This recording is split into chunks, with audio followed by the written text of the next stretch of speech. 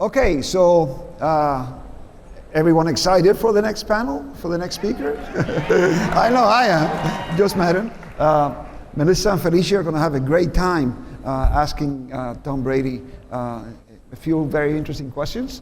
So hopefully, and obviously he needs no introduction. I mean, we strive, the team strives. There are so many potential keynote speakers that want to be here, that would like to be here, and the team takes extraordinarily amount of pain. You know that through the years, from Peter Diamandis of Singularity University, you know, Colin Powell, former Secretary of State, I mean, Deepak Chopra, I mean, the list of speakers, and particularly keynote speakers, we're particularly proud this year because Tom Brady, not only has he accomplished what all of us only dream about accomplishing, and with his sports career and everything else, but he represents, exemplifies perseverance, exemplifies success. When you're down, bring yourself back up. I mean, what he accomplished is almost impossible to accomplish, to have won all those Super Bowls and then come back and do it again when everybody had already written him off.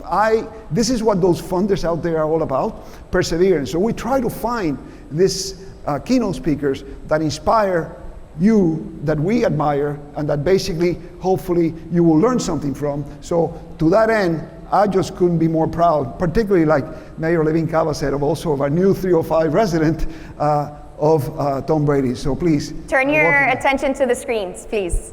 Right up there.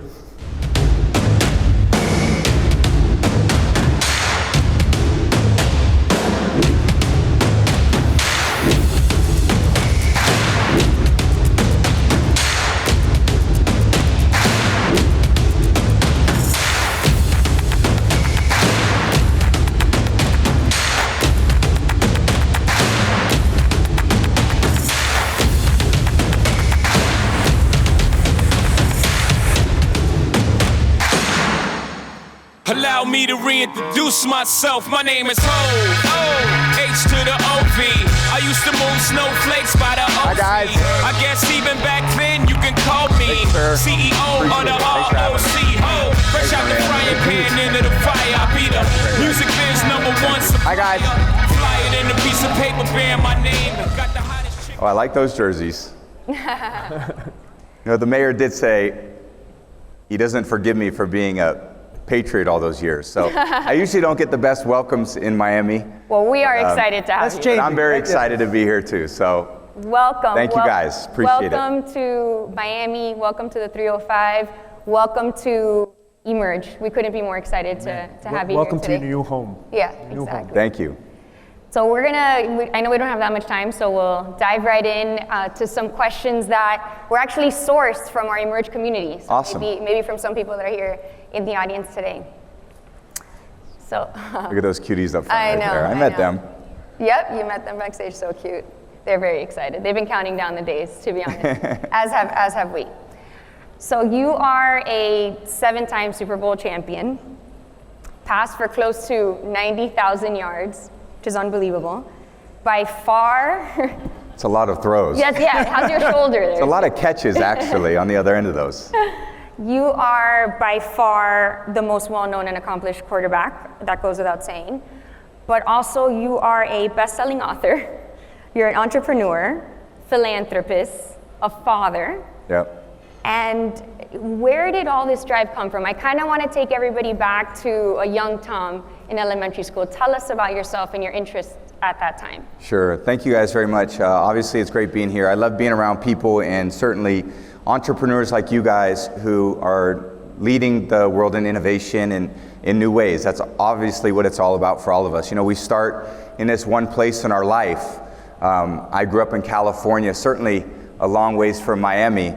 But similar too. I know, right? Yeah. Good weather. Yeah. I had a great family, like I got to see backstage with yours. Thank you. I was just very fortunate to grow up in an area that was so, that was an innovative time in California too.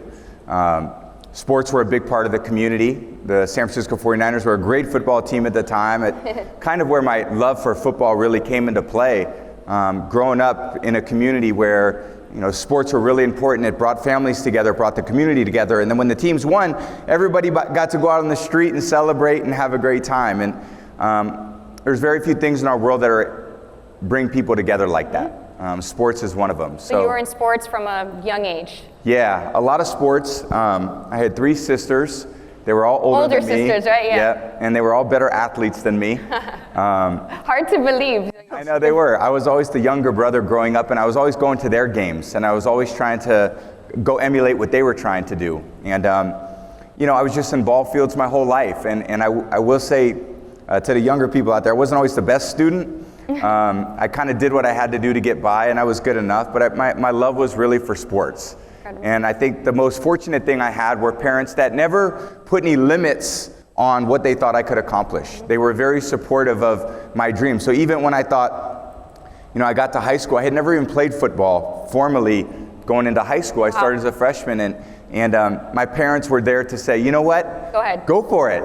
Yeah. Become whatever you want to become, and really support my dreams to be able to do that. So, when you have parents that are supportive and don't go, God, that could be really hard, or that could be something that's very difficult. Maybe you should think about some other things. I would encourage all the parents out there to never set limits on what you think your children can accomplish, or really what anyone can accomplish, because we're here at a conference that your dad, ended up starting 10 years ago. 10 years ago. But the vision 20 years ago. Absolutely, and he came to the country 50 years ago. Everything starts somewhere. It doesn't start like this. Yeah. It starts maybe with way less people, and then it moves to more people, and then before you know it, you've got really a great thing going, and you want to continue that for a long time because you see how it brings people together and it truly changes people's lives. So my life was changed at a young age, growing up in the Bay Area. I had these great dreams. I had a great family that supported me, and then I just fell in love with the sport. And many years later, I think it's about 32 years later since I started playing, I retired from playing, and I was tired of getting hit. Enough of that. I'd much rather do other things. Pace. I know. Do other things and enjoy, some other aspects of life, certainly my children, and trying to continue to still do good things in a community, and lucky to be part of this community where I feel like there's a lot of great things going on. You're welcome. You are very welcome here. And I'm very excited about that. So you guys are going to see a lot of me down here. Be easy on me on the streets. You'll warm up to me over time, but I'm very grateful. Thank you. We're so excited to have you here, Tom. Kind of on the same train of thought, behind any great entrepreneur, any great athlete, any great high performer, there is an army of supporters and key mentors who've helped shape their path along the way. Yeah. And one of the things that really stands out about your career, your lifespan, is this ability to be able to overcome any challenge that comes your way. Yeah. That grit and that resilience that you've been able to cultivate. Talk to us a little bit about the supporters and mentors along your journey that have helped cultivate that in you and impacted your life trajectory. Yeah, such a great question. I think, life presents lots of different challenges for us personally, professionally, throughout our whole life. Life is our greatest teacher. And I think part of going through life for me, the most rewarding part of my life is not my profession per se. I absolutely loved it. I loved doing what I did more than anyone else, I think. Really what I loved though most was having the people around me that supported me and allowed me to actualize my potential in what I love to do. And there were a lot of amazing mentors that came into my life. It started, like I said, with my parents, who embraced this somewhat crazy thought of a young kid that, God, I want to go play professional sports when I'm older, like a lot of kids do, and very few are actually make it. But the thought of my parents being able to do that, that's a great lesson for me. When I wanted to learn how to play football, it's not like you're born a football player. I'm born just an American kid like everyone else. I played on the street, and I didn't even have a backyard. I just played on the street with my friends.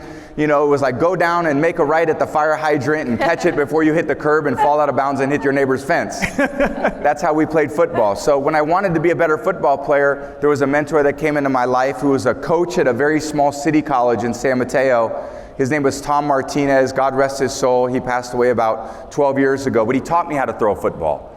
And yeah, I had a little bit of talent, but I really had no idea what I was doing. But he saw this young aspiring athlete with a lot of drive and said, look, I'm going to help you out. Whenever you need help, you just call me up. And he coached women's softball, he coached women's basketball, and he coached men's football at one college. He's an amazing coach and mentor.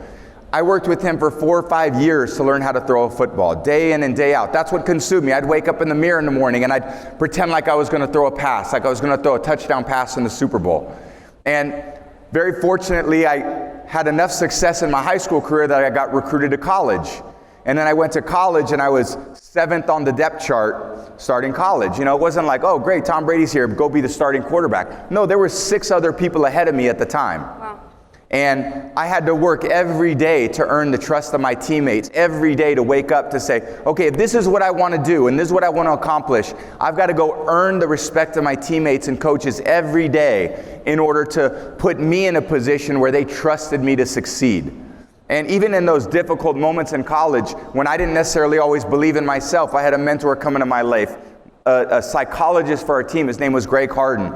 And he said, you know, rather than quitting and transferring to some other place where it might be easier for you, because those are thoughts that happen when you're 7th on the depth chart, why don't you stick it out here and look at this as one of the great opportunities in your life? All these challenges that you're facing, they're teaching you something. So learn from it. If you can't be the best out of these 6 guys you're competing against, how do you think you're going to go to the professional level and play? How do you think you're going to be a professional quarterback if you can't beat out the 6 guys at Michigan? And that was a great change in mindset for me. So then every day, even though they were my teammates, I competed really hard. I pushed them to succeed. They pushed me to succeed. Ultimately, my 4th and 5th year, I played pretty good. And I got a chance to come down. My last college game was in Miami at the Orange Bowl, one of the most memorable games of my college career. We played Alabama. It was a great game. I'm not going to bore you guys with the details, but it was very meaningful to me. I got drafted by the Patriots in the year 2000, and Bill Belichick was my mentor. You know, one of the great coaches in the history of the NFL. And he saw this young, hungry kid, the same one that Tom Martinez saw, the same one that my parents saw, the same one that Greg Harden saw. And he took me under his wing. And he had a lot of years of experience in the NFL. And he said, look, if you want to be a great quarterback, you got to learn and do these things better. These are the things we're going to work on every year. And every year I tried to pick something out. In the year 2000, I wasn't this great physical specimen athlete that so many of these young guys are, that so many people, you know, they're not born, well, so they're born with great genetics, but then, you know, you've got to work hard to continue to develop those. And I worked with Bill Belichick, and I understood the game, and I still wanted to be good. And in 2001, we had success, and we actually won the Super Bowl. It was kind of amazing for all of us. We weren't the ones that started out that year thinking we were going to win the Super Bowl, but we all put our collective hearts and minds and souls together, and we played as a team, and we ended up winning against a lot of odds. The key, I would say, is your coaches throughout your career, from high school, throughout your NFL career. Coaches, I mean, I see it in high school sports too. They play such a special role in kids' lives. Yes. And speaking of kids, you have millions of fans around the world, especially youth and kids growing up that admire you. One of those big fans is my 15-year-old son, who's a varsity lacrosse player, Sebastian. Awesome. And I asked him, you know, if you can ask Tom a question, what would it be? Yep. And I think you sort of answered it in your talking about the coaches and what got you through tough times. But I think we could go a little deeper, more into like the mental aspect of it. He's saying, as a high school athlete, you know, there's times I'm sure that he's felt, that you feel, that you have felt when you were a high school athlete, that you might want to quit, or you might want to give up, and you just, you know, need to keep going. What got you through those times? That's basically his question. I guess the coaches, you answer that, but is there anything else that you did maybe mentally through those times, whether it's high school or college, that made you keep going? Absolutely, and I think what was interesting was what you called out the psychologist. Yeah. Greg Harmon, and how he helped you cultivate that mindset, which is part of, I'm sure, the secret sauce. Sure. How did this come about? Yeah, Sebastian, that's a great question. I think, again, for all of us, whether I think you're young or middle-aged or old, it's not like we always have the most confidence in ourselves in everything we do. That's impossible. The only way to be confident in something is to do it and to feel like, you know, you can do it at a way that you want to be able to represent yourself. But it's usually not the first time you try something that you're going to be the most confident. It's not like when I walked on the field as a freshman in high school for the first time, I had much confidence. I have a 15-year-old who plays lacrosse.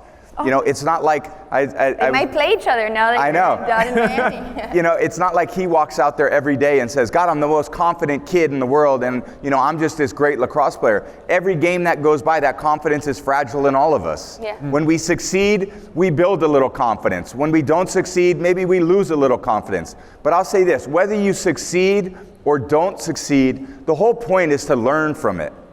Yeah. It's not that whether you succeed or you fail. It's what did you learn from the success? What did you learn from the failure? How many people in this room have failed in life in something you set your mind out to? Yeah, I have thousands of times. Yeah. Thousands of times. But if I look in my life and I look at the greatest, what you would think as failures in life, I would say those are the things in the end that I learned from in life the most.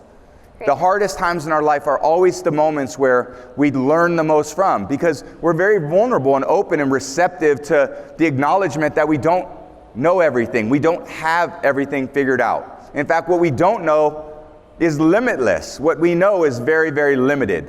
So taking an approach where you don't necessarily know everything, where you don't feel like you should be great at everything, which is hard for young kids today. I think young kids are looking on social media, they're looking on YouTube, they're looking on television, and they're seeing so many people so good at things and thinking that's just the way they were born. Yeah. No, absolutely not. We're not born like that. This is from someone who played 23 years. I worked every single day, 365 days a year, to be the best that I could be. Not to be the best I could be. So whatever you approach in your life, it's not to be the best at something, it's to be the best that you could be at something. You get a chance to choose in life what you want to be the best at. Pick something in my mind that you really enjoy doing, regardless of what that pays you, regardless of what status that may give you. Find something in your life you love to do, work really hard at it, and I promise you'll get good at it. Because if you spend enough time and energy, and you create a culture of teamwork and a great environment of learning and humility, I think you have a great opportunity to succeed in life. You're out there building a business. You're out there trying to be good on a sports team. You're a 15-year-old boy that's trying to succeed. Care about the people that you're doing things with. Care about your teammates. Care about what you're trying to accomplish. Who gives a shit in the end if you win or lose? We all want to win. So does the other team. But what do we want to do? We want to learn from whatever comes our way, and we want to be better the next time we try it. Amen. Amen. Be the best that you can be. Yeah. Beautifully said. Beautifully said. And pivoting a little bit now to your entrepreneurial journey. Mel mentioned it. You're not just one of the most accomplished football players of all time. You're also an accomplished entrepreneur. So talk to us a little bit about the process for you to launch and align yourself with brands. How do you choose them, and how do you kind of build a portfolio? Yeah, I think naturally for me, what I realized was athletes' careers all come to an end at some point. I mean, all of our lives and careers come to an end at some point. For athletes, it usually happens a little bit quicker because, our physical skills deteriorate and we're competing against a lot of younger people with a lot of non-deteriorated skill sets. I was very fortunate to another mentor of mine, and one of my best friends, Alex Guerrero, who also lives down here now in Fort Lauderdale. He taught me how to take care of myself. Everybody's moving here, Tom. I know. Everybody's moving here. He taught me how to take care of my body and be really preventative with the things that I put into my body, and how I can continue to play quarterback was really going to be a product of all the decisions that I made on a daily basis. I wanted to take care of my body so that I could play as long as I did, and he came into my life and taught me those things. So as I know that football was going to come to an end at some point, I also wanted to think about, well, when I'm done playing, what are some other things that I can do that I'm going to be really excited about when I'm done playing, so that I don't get really bored when I'm done playing. I know that football was this incredible aspect of my life that was really a dream come true, but I saw a lot of other athletes that their dream ended at a younger age, and then they had a hard time finding something they wanted to do. So I began to think about my post-career life a little bit. I would say when I had a little free time from not practicing and playing football, and I wanted to work on some of the other professional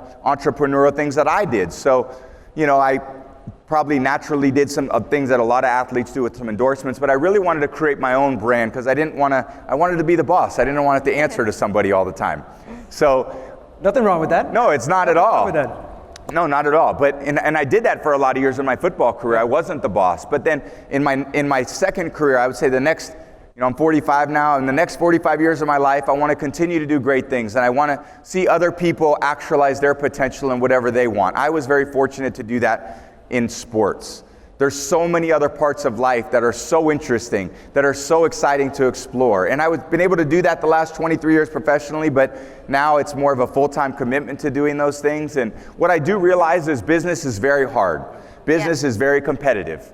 Every day you got to get up and you got to think about, how could I be a little bit better today for my consumer, for my client, or for my boss, or for the person next to me? How can I be a little bit better this coming year than I was the past year? So that's what I think about now. I still take a very similar, I would say, athletic, team-oriented mindset to the professional endeavors that I'm really doing and undertaking, because that's been a secret to my success. And having a great team around me, always trying to over-deliver for people, always trying to set a great standard. So whether it was a book that I wrote, I wanted it to be a great book. I didn't want to kind of put a minimal effort into it. I knew if I put a minimal effort into it, people wouldn't like it. So I tried to put a lot of effort into it. I tried to produce some things in media, and I've really enjoyed that. So trying all these different parts of life, although it will never feel like running out in front of 70,000 people, listening to a Jay-Z song. That's right, that was your hype song, That's my hype song. Right. It's still very exciting for me to, do other things where I feel like I can still make a positive influence in the world and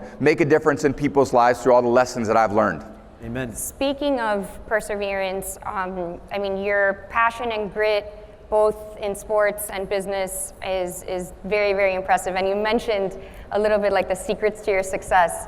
So wondering what habits or practices you attribute that long-term success, or what habits and practices are you practicing now? What are some of those Tom Brady secrets? Yeah, those are great questions. And I'd say a lot of it, as I told a little bit about my upbringing, right, high school and college, things didn't necessarily come easy for me. And I think you could look at that in two ways. You could say, oh man, that really sucks. You weren't the best as your freshman year in high school. You weren't that great as your sophomore year in high school as a quarterback or as a basketball player. But what did that allow me to do, right? Not being great at something allowed me to develop a work ethic. Failing and not succeeding early in my career, whether that was high school or college or early in my pro career, allowed me to really look in the mirror and deal with myself. I had to look back at myself and say, did I give it my best today? Was I the one that was the most committed to the team and the most committed to my preparation? So what did I develop over these time periods where nobody else was watching, where I was maybe the one disappointed that I wasn't succeeding at the point that and at the level that I wanted to? So what I had to do, I had to work harder than everybody else. I had to be more determined and more driven than the other guys who were more talented than me. I had to find a deeper belief in caring for the people that I did it with so I could gain their trust even more. So a lot of it was these intangible qualities that are very tangible. I feel like it's dedication. And amazing dedication and discipline and determination, and all those things are so critical to everything, because what are you learning if you try something for the first time and it goes well? What did you really learn? Was it really that hard, do you think? Was that experience of trying something and being good at it the first time, did you learn much from that? Well, it probably wasn't that difficult. But if you're going to try something difficult in life, and whether that's a professional life or personal life, you better expect that that's going to come with a lot of adversity. For sure. And you're going to have to deal with that adversity. Why don't people want to go out on the field? There's a lot of players that I played that in the end, okay, they were great players, right? But then when we got to the biggest games and the biggest moments, they kind of wanted to go hide a little bit. They weren't the players that when the big moments came, they said, all right, now put me in. This is when I want to shine. I want to shine in the Super Bowl. I want to shine on Monday Night Football. That's when you have your 25, 30 million people watching in the Super Bowl. Can I tell you that for me, this is like a big game. This is what I've been like prepping Oh, girl. for. All right? That's what I'm talking like, I'm going to do it. Right. I'm going to get out there. Yes. I've been nervous, the whole thing. But I'm like, we're going to come up here. Amen. So this has been our big game that we've Our been Super prepping Bowl for. of tech conferences. Awesome. And my little one that you met back there that had, was looking down. You know what her advice to me was?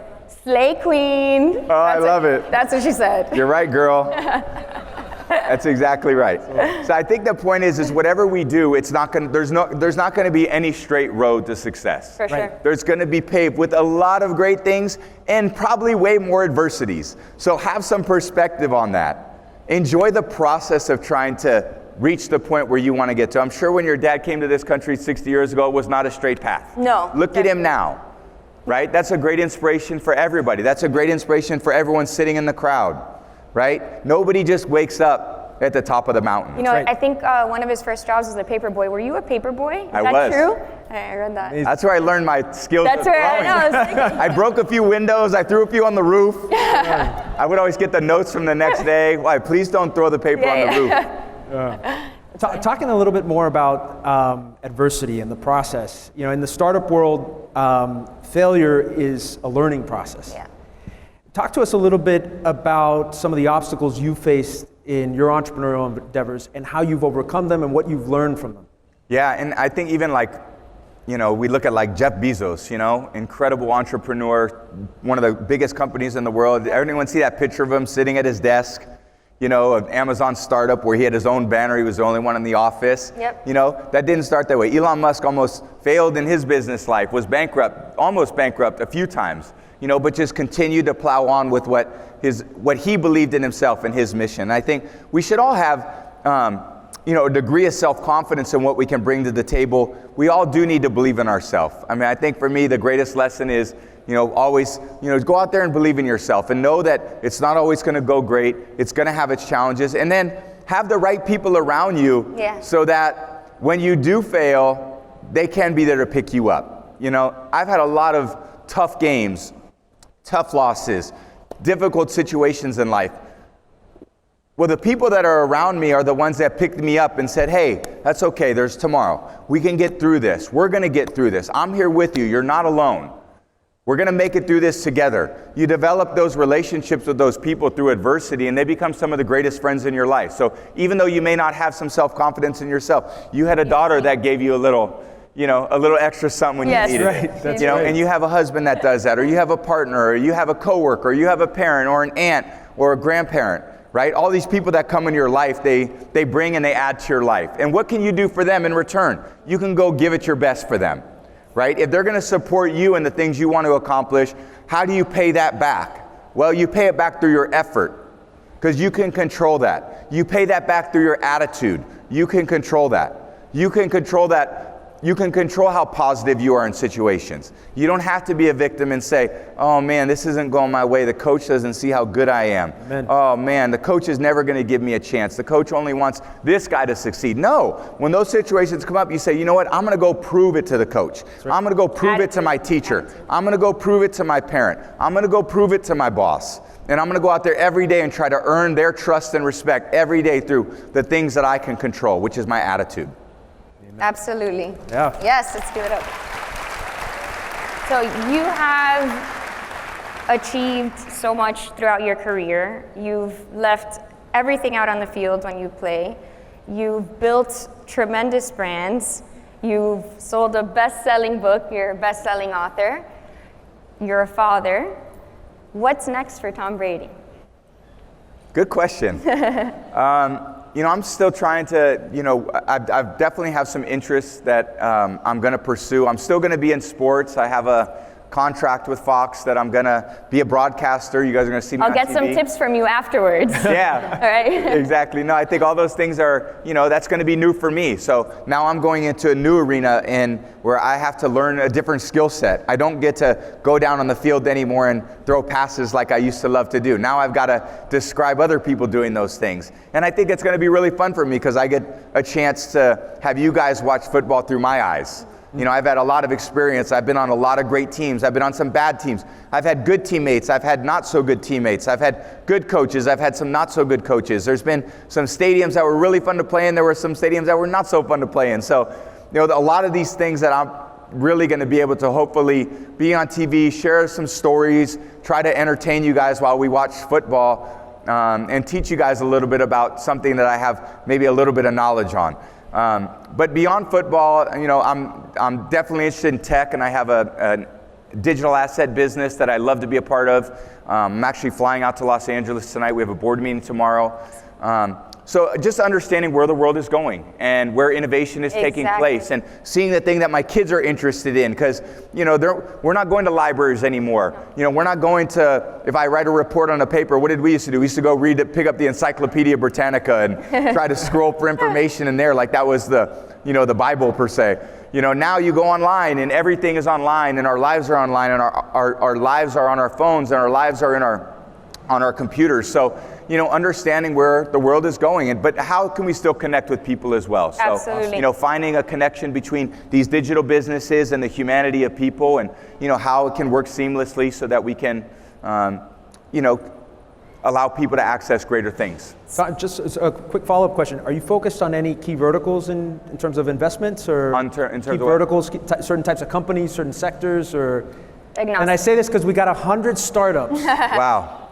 down Startup Alley right over there that we've sourced from all around the world. Amazing. And that are Different going to be industries, in too. different industries, competing for a almost $500,000 investment. Wow. Here on this stage. Yeah. So that's their Super Bowl. So I'm just asking for a friend. Yeah. No, that's incredible. I think, for me to learn about all those different companies as well, that's where it happens. Like I said, it doesn't start with you guys as entrepreneurs and trying to, impress everyone with a great idea. You guys are running real things. This is real life. This is real challenge and real business. And like we said, most startups fail. Well, that doesn't matter if your mindset is to try to win and achieve that. The important thing is the way that you see that. You believe that yours is going to be successful, and you put as much as you can into it, and you're going to find the right team of people to allow you to maximize that potential, to realize that dream that you guys set. So if you're an entrepreneur, God bless you. It's a difficult thing, but that's okay. Everything in life is difficult. Very rewarding, too. It's absolutely the most Difficult and rewarding. And I think when you try and it doesn't go that way, and then finally you try and you try and you try and it does go your way, you have a great appreciation for that journey that you set yourself on. And not only did you learn a lot about yourself through that journey, you learned a lot about the people that you were on the journey with. Right. And that's ultimately what life's about, having incredible relationships with people that, bring out the best in you. And I did that in football. I had that in family. I have that with so many friends in my life. And I think that's Very the biggest blessed. blessing in my life. So very blessed. Amen. So you spoke about innovation, and speaking of innovation in tech, I'm sure you've heard of ChatGPT, which is extremely relevant right now. So we asked ChatGPT, what rapid fire questions should we ask? Oh, interesting. Tom Brady. So these are some ChatGPT questions. Favorite football movie of all time? Oh, man. Good one. Oh, I like that. 80. She said 80 for Brady. That was really good. I was a kid and I watched a movie called Wildcats with Goldie Hawn. That was one of my all-time favorites. So that was a little bit before their time, but more of our generation. Check that one out. Wildcats. That's a good one. Oh, yeah, they're taking notes. Do you prefer the beach or the mountains? The beach, girl. Let's go. Yes. Woo! Absolutely. We're a couple blocks from the beach right now. Right. Favorite hobby outside of football? Favorite hobby outside football? I love water sports, so I've really been into lately, have you ever seen those e-surfboards? Yes. Those are amazing. Talk about technology. I haven't tried them yet, yeah. Okay, those are insane. So, and I can't skateboard, I'm a terrible on the hard pavement, but on the water I'm cool. So I gotta try it. And it's hard when you're tall It's because a softer landing. it's a way softer landing. If you weren't a football player, what profession would you have pursued? Oh God.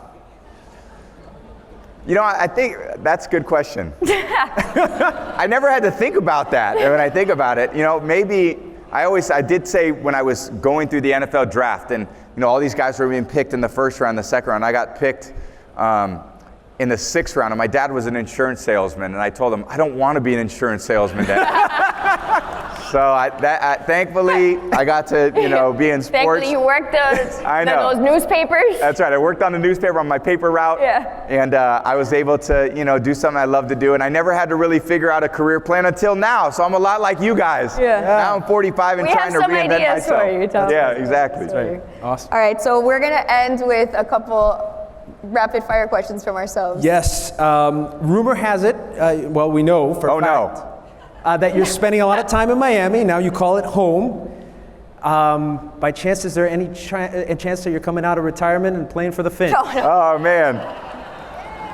I know. I see. I'm just saying, you gotta. So, I will say, now that I'm not affiliated with any team anymore, and even though I have strong ties with a couple teams, I do have some friends on the Dolphins that I really like. So I wouldn't say I necessarily root for them all the time, but I root for my friends to do well, and several of them play for Miami. So Awesome. yeah. Well, we're going to end, I think, with... Thanks, my man. Love you too. We're going Thank to you. end with this last question, which I'm sure is near and dear to your heart because it's just about you being a dad. Yeah. And just curious, what's your favorite part of being a father? And Wow. parenthood? Yeah, I think it's a great question. You know, for all the parents in here, I think, you know, for me, it's been how, you know, you always think that you're trying to teach your children something. In the end, your You learn your from it. children are teaching you. Amen. So it's not so much about what, you know, dad's interested in. To be honest, I think for me, what I really want to do, they've been so supportive of me for all these years. You know, it's for me to, you know, just help them, you know, and support them in the things they want to do and learn along the way. Like my son is totally into Japanese anime, and Wow. he's into gaming, and he's into so many things that I had no idea, digital assets and playing different games and Roblox and Minecraft and these amazing games that, you know, we didn't play when we were kids. We had other things we played. We played Monopoly and tic-tac-toe, and we had chalk lines on the street Twister. and played, hopscotch, right? But the kids are different now. They're playing other things. So, you know, it's been good for me to sit down and say, you know, let me put this Oculus on before I, you know, get some motion sickness and see what the hell you're looking at. So I think for me, so much is Spending time with them. spending time with my kids and watching them evolve and grow, and then let me be on their journey, you know, because I love being a dad, I love being a parent. Again, not an easy job for all of us, you know, but we do the best we could do. We certainly don't have all the solutions, but we could try our best with our kids, and, you know, they're the ones that are going to carry on. You know, your father set a great precedent for you. He gives you a great example for how you want to be in your life. I want to do that for my kids just like my parents did that for me. And I'm sure you are doing that for your children, Absolutely. no question, Yeah. as you are inspiring so many of us here today. Thank you from the bottom of our hearts for your time. Thank you. Great This conversation question. has been amazing. Good job, Tom Sebastian. Brady. Way to go. Tom Brady. Yeah. Thank you, guys. Thank you, Tom. Thank you so very much. Thank you. That was awesome. Thank you. Really you. fun. Thanks, my man. Bye, guys. Thank you very much. Have fun. Giancarlo, let's put the All right. Giancarlo. There you go. Nice.